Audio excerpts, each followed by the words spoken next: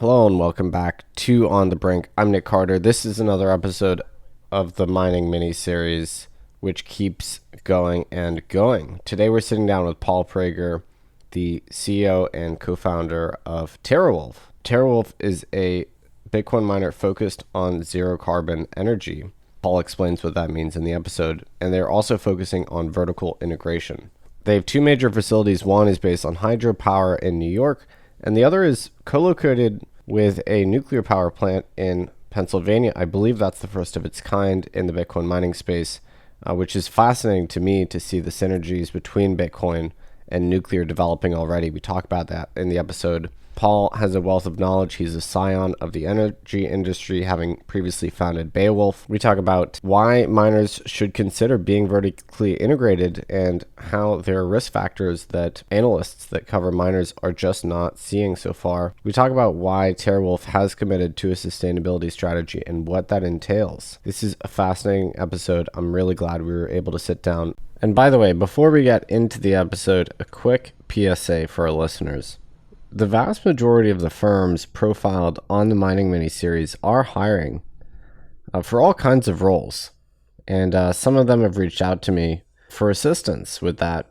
Now, if you're looking to get into the mining industry, in particular, if you don't work in the crypto industry, but you have an interest, there are absolutely roles available at most of these firms. In particular, communications roles are an urgent need.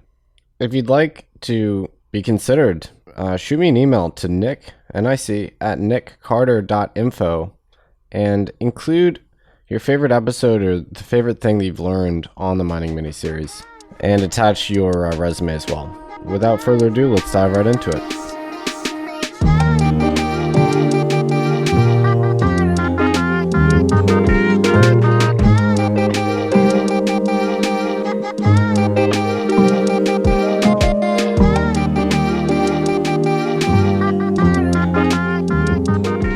So I'm sitting here with Paul Prager, the co-founder, chairman, and chief executive of TeraWulf. Paul, thanks so much for joining us today. Thanks very much for having us. Awesome. So you have such an interesting story, and I think it's really different from a lot of the publicly traded Bitcoin miners, given your long background in energy. I just love that, your prior venture was Beowulf, and now we have TeraWulf. Why don't you tell us a little bit about your career in energy and then how TeraWulf came about? Sure.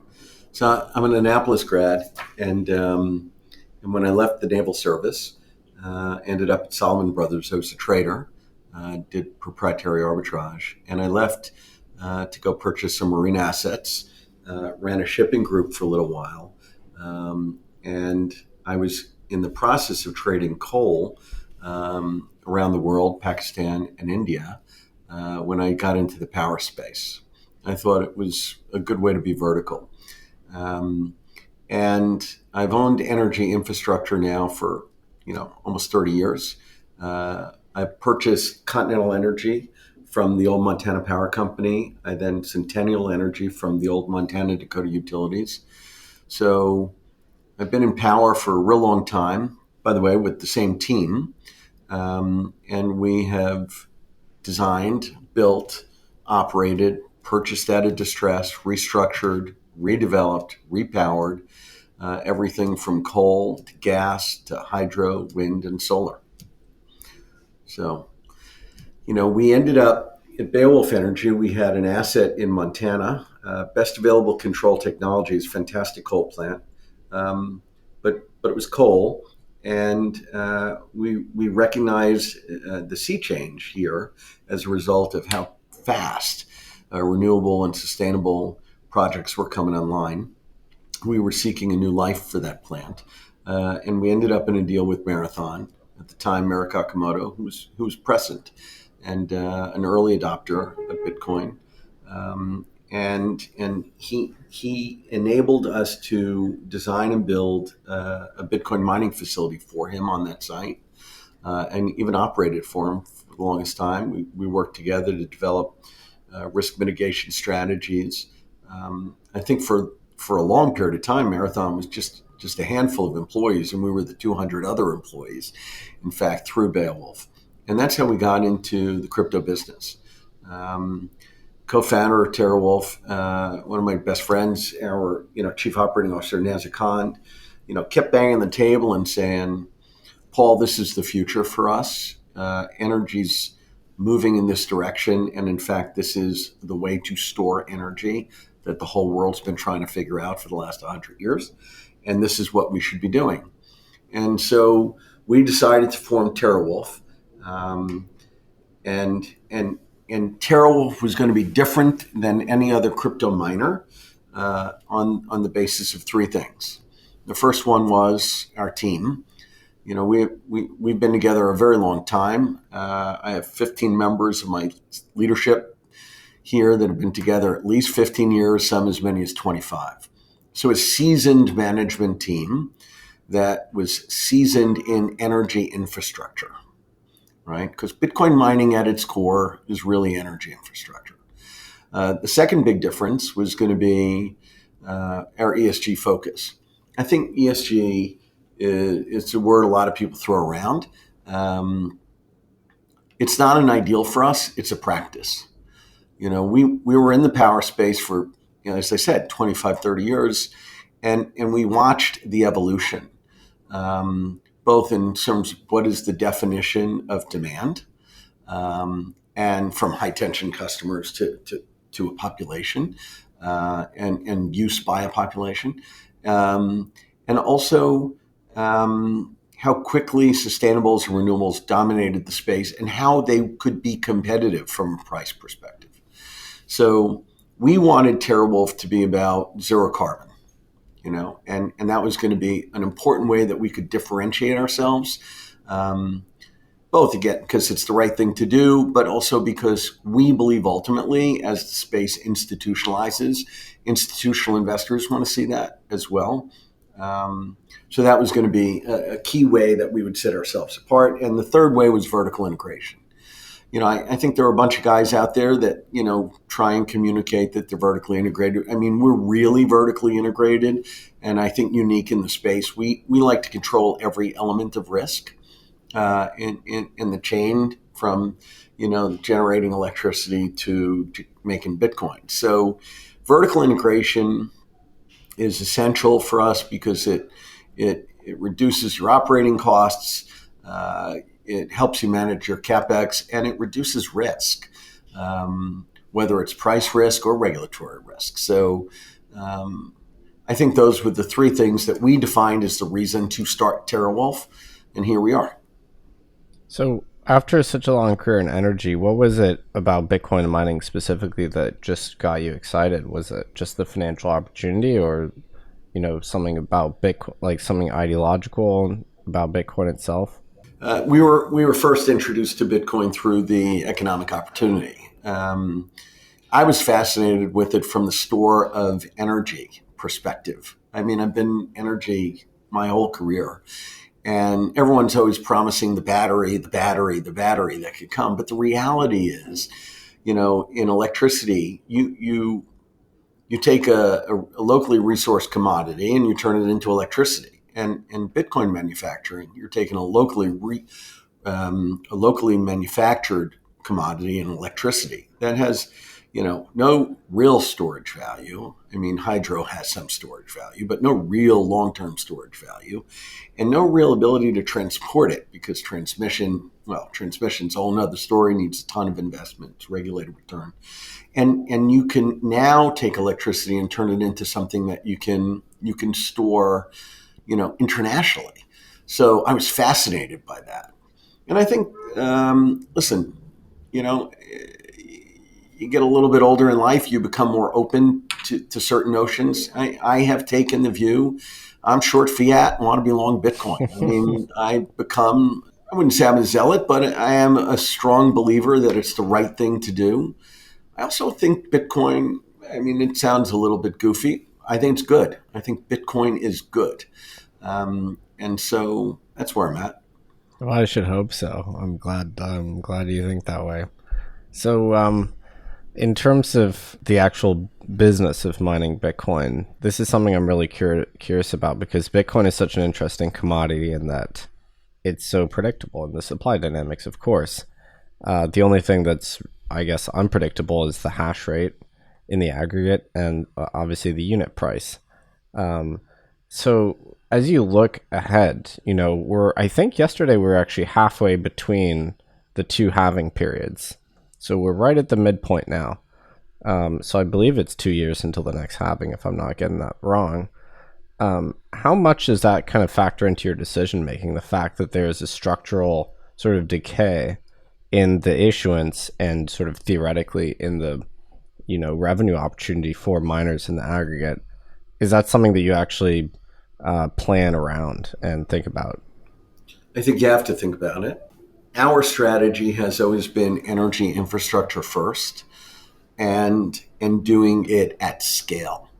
So, after the halving, the reward's going to be cut in half. And I think that makes it harder for smaller, less efficient mining operations to survive. So, we worked to accelerate our build out so that we could be, we're going to be at 210 megawatts by year end, 400 megawatts by 23 year end. I mean, we focused on scale and the build out of the infrastructure. And an important element to that was taking into account this halving. Yeah, and so I guess your reasoning is like, look, if you're mining more cheaply than the next marginal miner, it doesn't necessarily matter what the sort of aggregate market size is. Like, you're still going to be profitable. Absolutely. Our priority is ensuring we have the lowest production costs. We'll be Yeah, profitable. yeah, and I guess vertical integration is a big part of that. I agree. I think vertical integration is essential to it.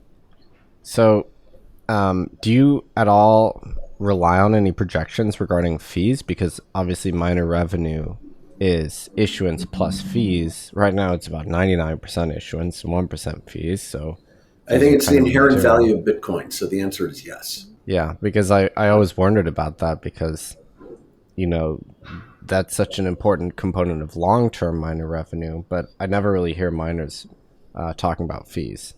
I think that's just because there's been so much price volatility in the absolute value of Bitcoin. But I think it's essential. We think, we think about our business. We try and think, where are we today? Where are we a year out, 2 years out, 3 years out, 5 years out? And I think that you have to look at fees as, it's part of the inherent value. So I want to talk about your two sites. So you have Lake Mariner, which I believe is upstate New York, strongly hydro based. Now, is that just you drawing on grid energy in the region there? Yeah, it's we have a facility there. It's up to 500 megawatts, and we're taking power from NIPA, and their published reports are that it's 90% hydro.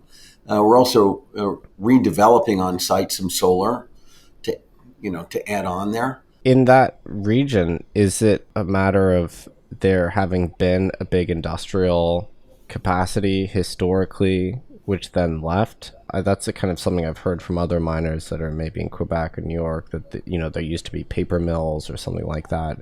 Is that the case in upstate New York? Like, what explains sort of the energy abundance there? I think it's a few things. First of all, I'm less than 25 miles away from 2.5 gigawatt Niagara hydro plant, right? So location, location, location. It's great. And what made that site, by the way, not the best power plant, is what makes it a great Bitcoin mining facility.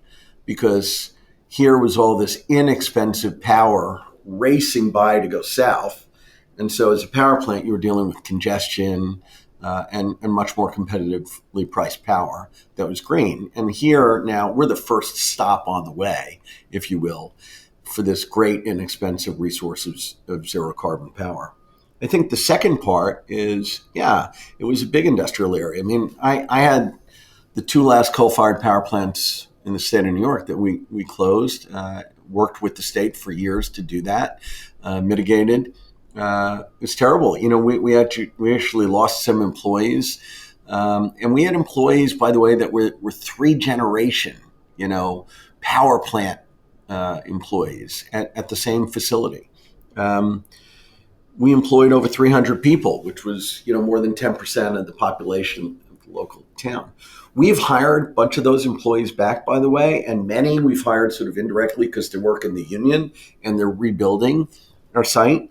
And it's pretty cool to sort of rehire and retrain these folks. So I would say the third element to what makes it appealing up there is the people. There's a large segment of the community that you could hire that are excited about working in Bitcoin mining and that are really talented. I would tell you the fourth part about it is the state.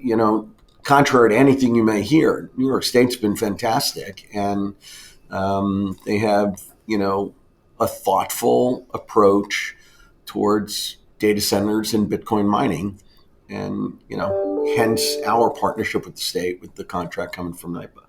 Yeah, that was actually going to be my next question. Is I think of all the states, New York has been the most strident about, well, just generally being concerned about the growth of Bitcoin mining in the state. It's certainly one of the biggest states for Bitcoin mining. I think top 3, maybe top 5, certainly. Yeah. Depending on what kind of data you're using. And there's so many academic papers I see that come out. There's papers saying, hey, these miners, came into town and then increased power bills by X amount. I don't know if that's true. I mean, I think those models are likely to be a little bit misleading. And power prices are such a complex thing. I don't know if you can ascribe it solely to one industrial entity. But either way, we definitely see a lot of agitation. So I was going to ask what your view is in terms of sort of what is likely to actually happen there in sort of the medium and long term. So I'm really constructive on New York State and their approach to Bitcoin mining. I had 2 coal-fired power plants in the state, and they worked with us when we were operating, and they worked with us when we decided to close them and mitigate them. I think they were great partners in every respect, very professional. I think we're working now with the state on figuring out how Bitcoin mining can enhance the grid by being as the kind of responsible load that we are. Listen, I think state legislatures have people on kind of either side of the aisle, and sometimes you got to be extreme one direction or extreme another to get through the right legislation. Last year, when the state looked at legislation, my understanding, and I'm not a politician, is it was quickly realized by leadership in the committees that it's a slippery slope to decide what do we use electricity for. So let's not do that, right? I mean, are we going to use electricity for Bitcoin mining? Are we going to use it, for factories that make baseball cards? Are we going to use it for factories that, make cigarettes? Who knows? But I think at the end of the day, it is a slippery slope, particularly in our country, to decide who gets electricity and who doesn't. So they went away from that, and I think more now they're focusing on the effect of having plants that are generating electricity and what the commodity or the resource is that are being used to generate electricities, and what were the permits originally for those plants, and how does it affect the system and the grid. We're fortunate, right? We're sitting right up there with the infrastructure from a massive plant that's been retired. So we have the ability to take on this hydropower from the state, and we could help the state, in fact, by the state doesn't want imbalances, right? The state wants a balanced grid, mm-hmm. And so we're an intermittent resource for them, and so I'm not really worried about legislation or regulation in that state that's anything other than constructive. And I would tell you, I think a few weeks ago while we were down in Miami, the state decided that to elect the entity or the revenue department that would tax crypto to be the same one that does insurance and banking. And in many ways, you don't contemplate taxing an industry, right, without realizing this is an important industry for revenue growth. So I think we're important for revenue growth. We're important for the grid. I think the state's been very constructive with us and will continue to be. Yeah, I think the objection I see oftentimes from activists is kind of creating local externalities, maybe around noise or obviously, power prices or, of course, emissions. Not localizing the benefits, I guess, of having a new industry coming in. People complain Bitcoin miners don't produce, a requisite amount of jobs given their economic scale and things like that. So oftentimes I see it's like a privatization of the benefits of electricity, but like in an extractive way. I think there are two things to that. I think early on, listen, people were early on plugging and mining into their garage. And early on, people were sort of just, I can't go build a Bitcoin mining facility in New York City, right? You got to be thoughtful about it. By the way, it's another reason why I like TeraWulf so much, because we're energy infrastructure folks. So we think about sites and where it is best on a long-term basis to have that infrastructure set. But the second thing is messaging, right? As a community, we miners need to do a much better job of sort of telling the truth about what we are doing, stopping people from spreading misinformation about what we are doing, and helping communities recognize we're investing in the community, we're investing in the grid. We're enabling, I would argue, the development of more sustainable resources. And so I think part of it's messaging. Yeah, and that's certainly been a challenge for the Bitcoin mining industry. I mean, no industry has been as reviled in the press. Maybe, I feel like Bitcoin mining took the helm from, the tobacco industry in terms of being the target of attacks. In upstate New York, because we started there, you should know, first of all, we have well over 1,000 acres. I mean, and the local community is really excited because while they lost jobs and revenue, they're now gaining jobs and revenue again, and it's zero carbon. The state's done, in my opinion, a great job of communicating. They want to sort of move on from old technology into new technology.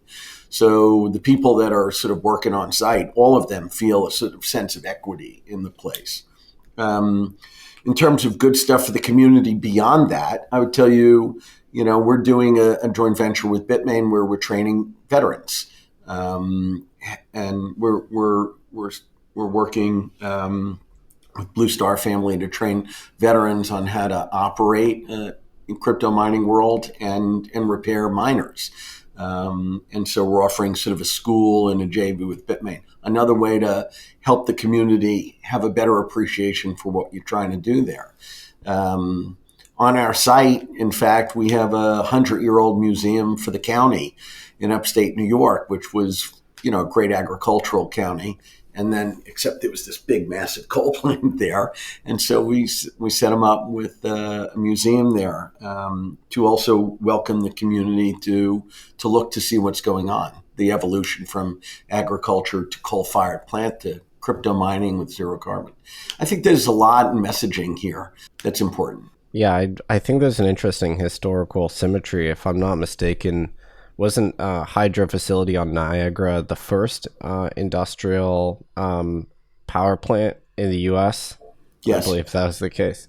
So it's kind of, right back to where it all began. I agree. So I want to head south to the Barrick, Pennsylvania site you have, which is absolutely fascinating. I mean, I don't know how many co-located nuclear Bitcoin mining operations there are. I think it might be the only one, actually. Yeah, I think we are too. Certainly the first. Excited about it. It's our Nautilus facility. It's a 300 megawatt facility that we have in partnership with Cumulus, which is a subsidiary of a company called Talon Energy Corporation. Listen, I mean, we built the largest scale facility in the States, for Marathon, and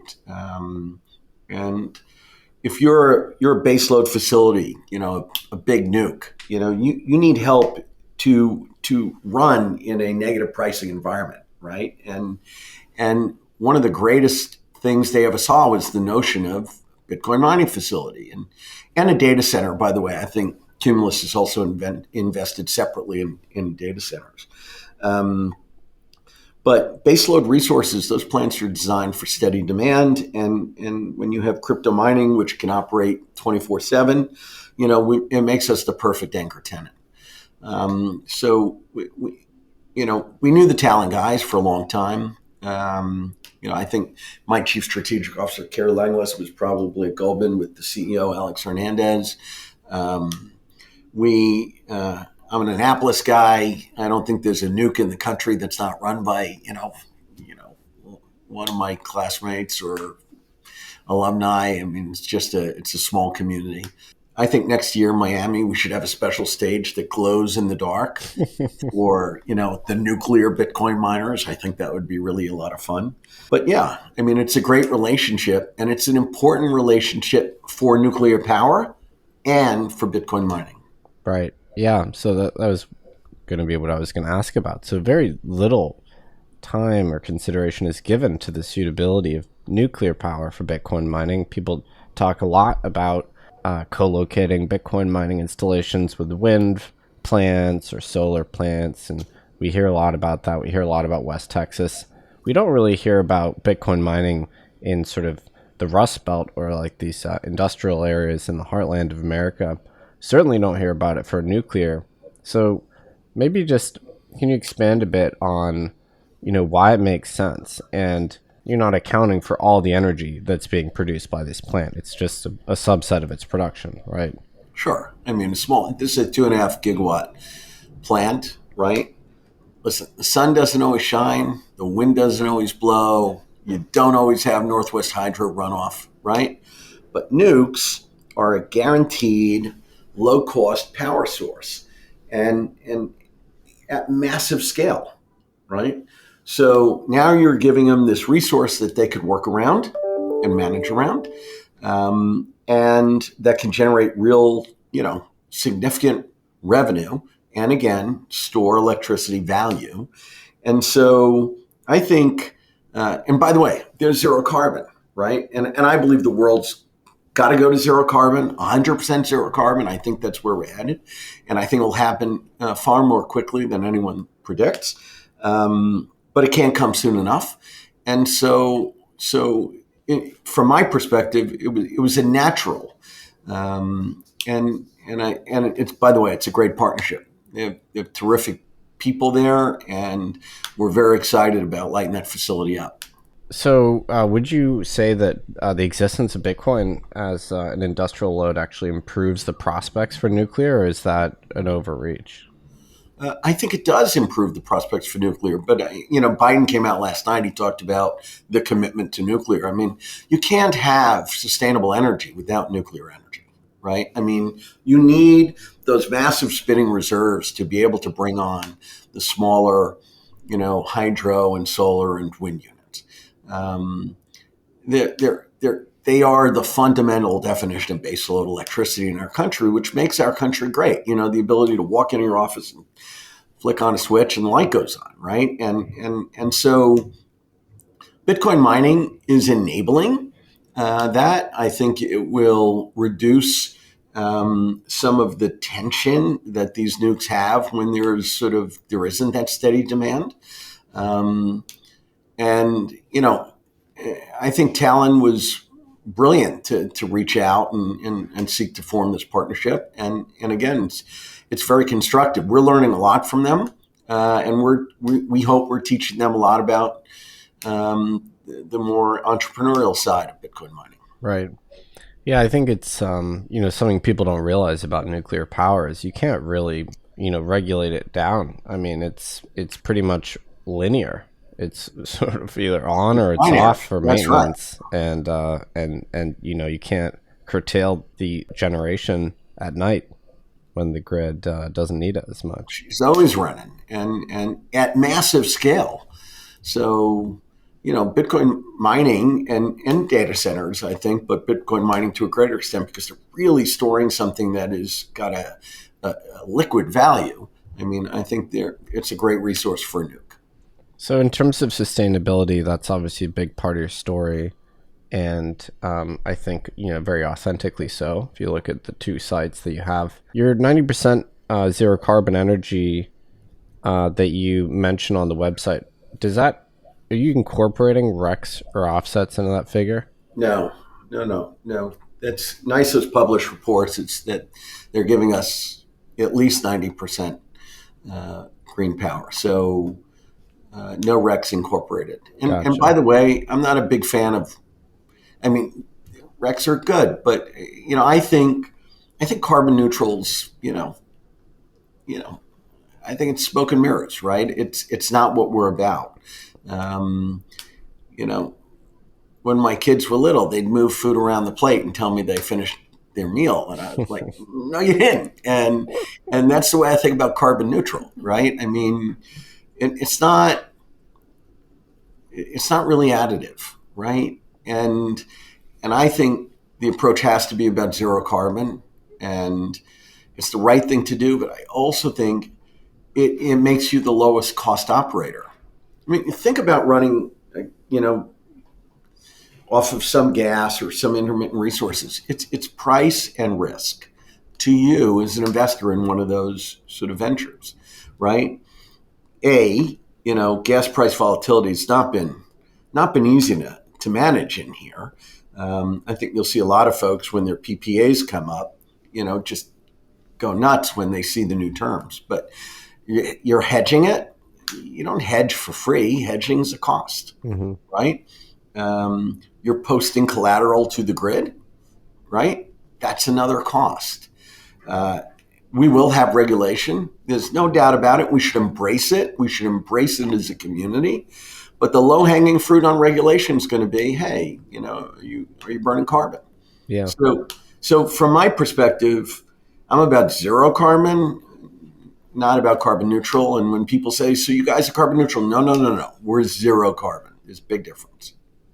So, in terms of actually growing your fleet, and as you progress from sort of hundreds of megawatts to gigawatts over time, how do you feel about the sort of existence of these renewable assets which you can potentially target? I mean, what's your level of optimism around the availability there of other zero carbon sources? So I'm very optimistic. I mean, to be honest with you, Nick, I have clear visibility now on 800 megawatts, and I have to focus on building that out, executing, delivering on the promise. So that's where, I'm really focused. But like I said, I mean, we're in touch with the nukes. I mean, I'm wearing my Naval Academy shirt for a reason. I'm just trying to, if anyone sees it, call me if but we're talking to the nukes. I think, listen, these nuclear plants are exceedingly well managed by really thoughtful leaders. And they're all looking at us today and trying to figure out not whether or not they want to do something with us, but how they want to do something with us. What percentage or what allocation do they want to have, right? And so I'm really constructive in terms of that. And I think an advantage that we'll have is we've done it, right? They won't have to recreate the wheel. We've been there, done that. Separately at Talon, it's a 2.5 gig facility. These guys are great partners. I'm confident that we could grow together beyond the 300, which is just the first stage. And then thirdly, I would tell you, this is a team that has developed and built power plants for the last 25 years.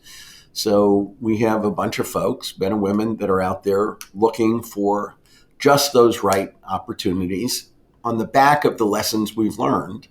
And so what do you want to look for, right? We're looking for sustainable energy supply. We're looking for scale. Hmm. And we're looking for a very supportive regulatory environment. We have an office in DC that's all they do for us. It's just, they focus on the regulatory regimes in states. And then, of course, there's got to be this inherent awareness of where the imbalance is between supply and demand. But that's how we think about, the forward market. But right now, I have to deliver. I got to get 210 megawatts home by year end, another, 400 by 2023, and build out the rest of our facilities. So, when when I hear miners talk about sustainability, I mean, there's kind of a variety of claims there. Obviously, with you guys, it's pretty transparent. It's not difficult to really map the hash rate to the electrons and map that to carbon intensity. I think that's very simple in your case. In others, it's more obscure, it's more oblique, and there isn't really any sort of body that actually investigates these claims. What do you think about that? Is it, in your view, is it just going to be a self-regulatory thing where the market eventually converges upon a better standard of transparency, or do you think there's actually going to be some entity that comes in and asks for sort of proof of the claims that miners make about sustainability? Three things. One is I agree with you. There's not a whole lot of transparency out there right now, um, and and the second thing is regulation will come, and I think this will be an area where regulation demonstrates clear interest. And the third thing is I will tell you, as we mature as an industry, right, you need institutional investors. And retail investors are brilliant, but they don't always have the same resources that institutional investors have to sort of run things down and get to the bottom of it. And I think it will be very important as the industry sees more institutional investment that we're going to need to prove to these investors what we're all about, what's the mix, and and I think so it will both naturally evolve as a market matures, and which I like a lot. It's consistent with the notion of a free market, but also I believe there'll be regulation that we should welcome in terms of how people talk about zero carbon or whatever their practice is. So one thing that I've spent a lot of time on recently, and it's been such a learning experience for me. I mean, I knew very little about power markets before I started getting into Bitcoin mining a couple of years ago, and I think the rabbit hole in terms of energy is deeper even than the Bitcoin rabbit hole, frankly. I mean, there's just so much complexity. Um, I feel like I need to do like a graduate level course in this stuff so I can even talk about it intelligently. Is basically, miners as providers of demand response capacity, or just more generally selling into ancillary services markets. And this is something I'm pretty optimistic about. I've seen a lot of miners making more noise about it, and even putting out press releases when they curtail their usage. Um, is this something that's on your radar, and like participating in these markets? And if so, like why? What is it about Bitcoin that makes it so suitable for these programs? So the answer is absolutely. And, mining is got to be the most valuable tool for decarbonization in the grid around. I mean, it's that simple. And we could turn off in seconds. We're working with the state of New York on exactly that right now.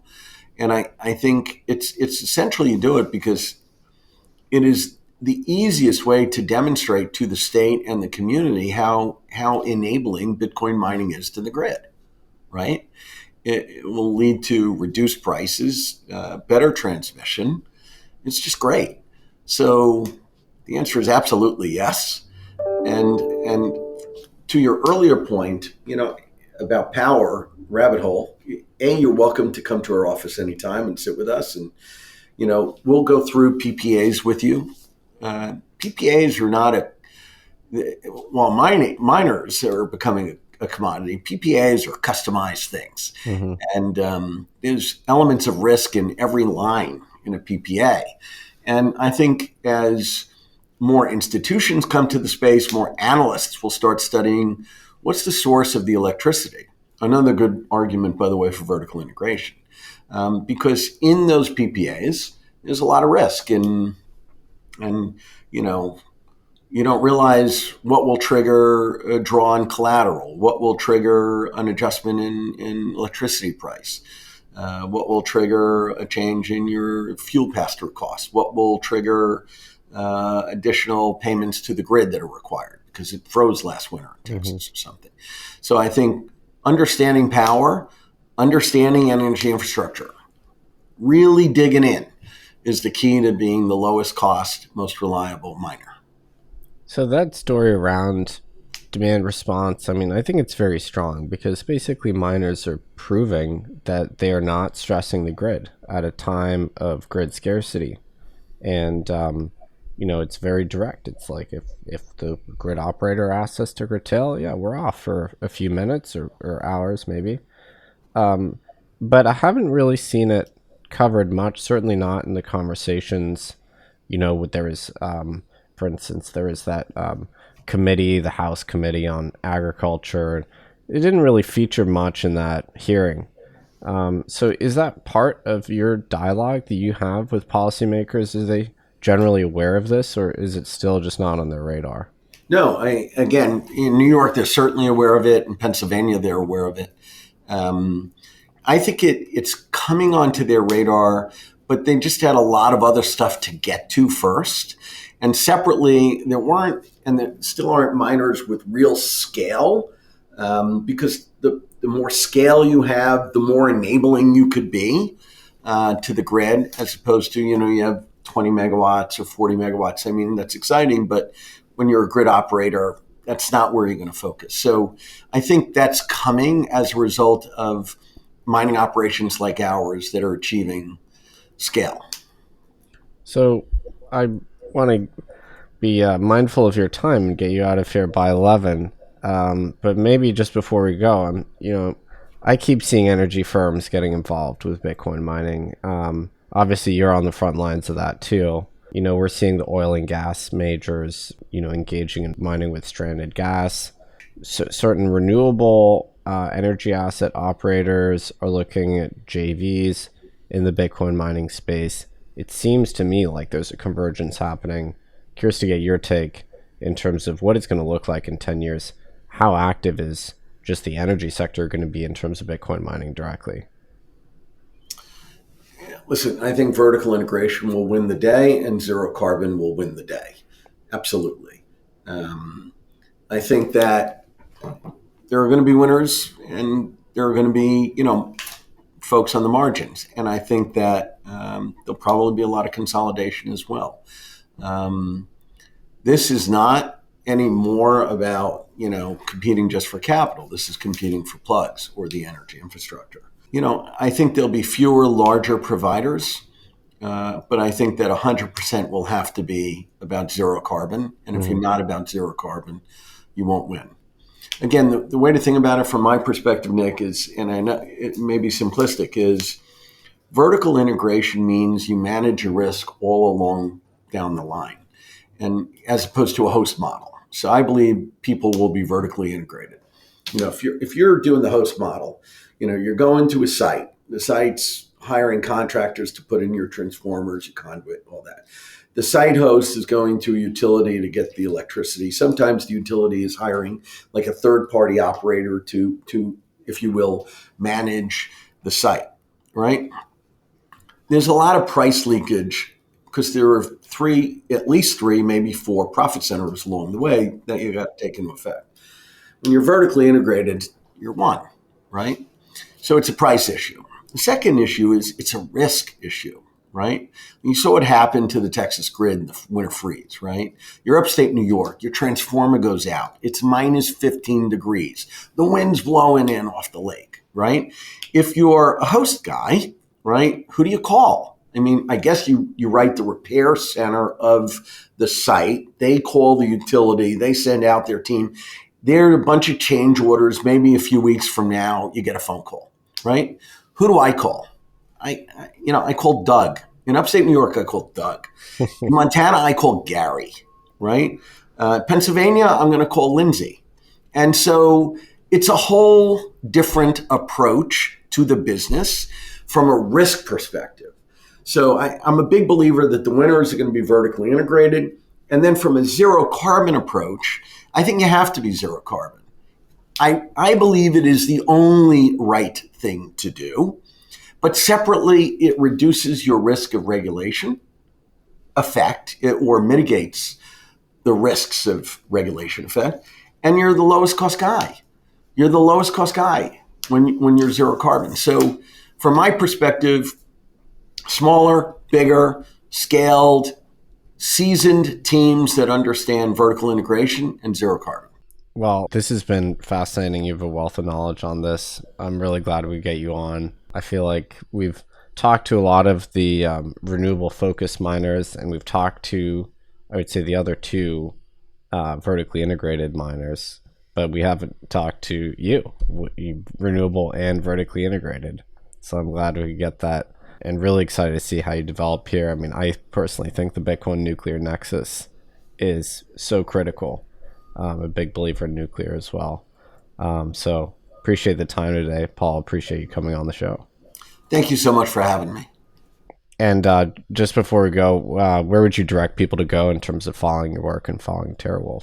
So we have a website, TeraWulf.com. We have our chief strategic officer, gal has been with us for 15 years, Carrie Langlis. I'm also on Twitter.